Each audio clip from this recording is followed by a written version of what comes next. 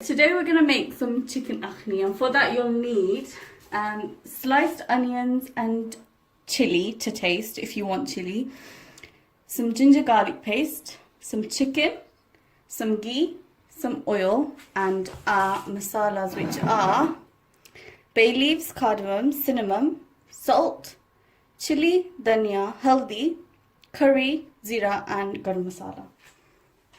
Clean dry pan with the heat off. We're going to add in the chili and onions, the ginger garlic paste,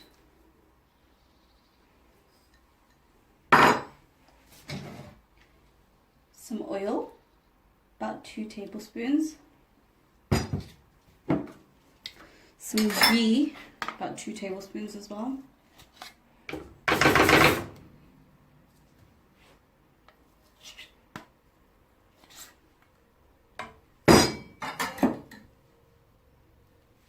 and the cardamom, cinnamon, bay leaves, and all the salt.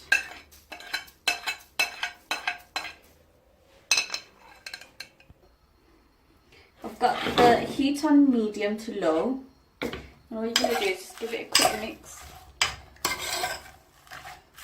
and put the lid on it and let the ghee melt and leave that for about 5 minutes. It's been about 5 minutes, you give it a stir. All the ghee is melted and the onions are starting to soften. What we're going to do is add a little bit of water,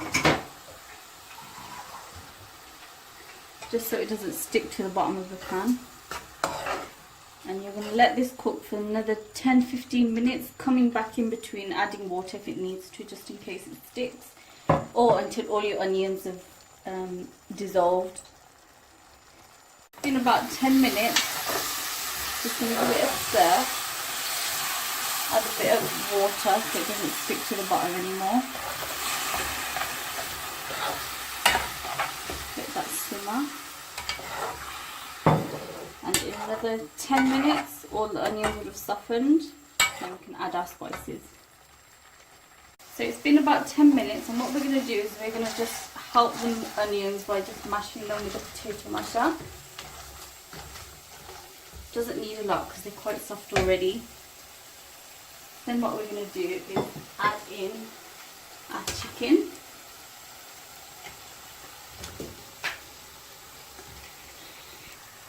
And give that a good stir, just so all the onions get coated.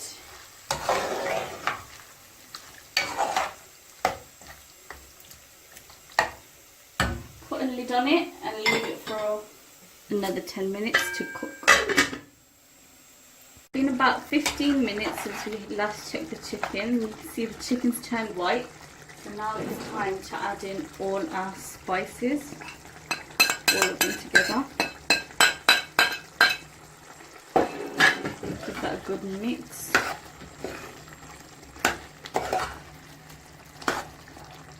We're going to let this cook for another 10 minutes, and then the chicken should be fully cooked through, and our curry for our akhni should be ready. So it's been about 10 minutes since we last checked the chicken. Now it's cooked. What you need to do is check the salt, because the salt is what's going to flavour the rest of the rice. So check the salt. If the salt's fine, just switch the heat off. And our curry for our akhni is done. So the curry for the akhni is ready. Now we're going to move on to the akhni. So for that, we've put a pan on heat here. And for the akhni, you'll need some ghee and 600 grams of basmati rice. First, we're going to put in our ghee. All quantities will be listed in the description box below. Let that ghee melt.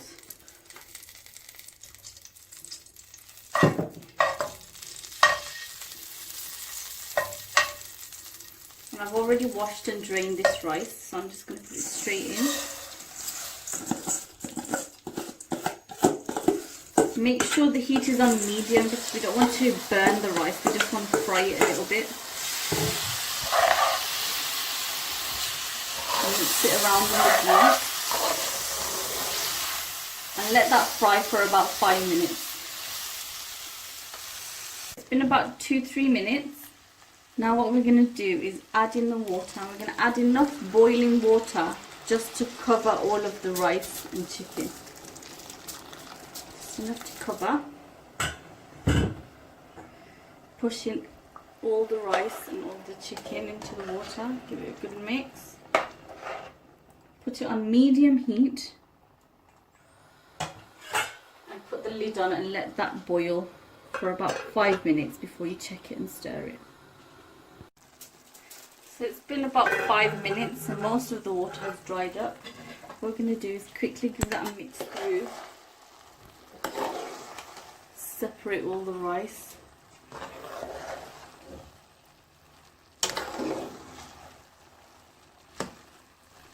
Spread it out. Put the lid on it and it should be done in about 10 minutes.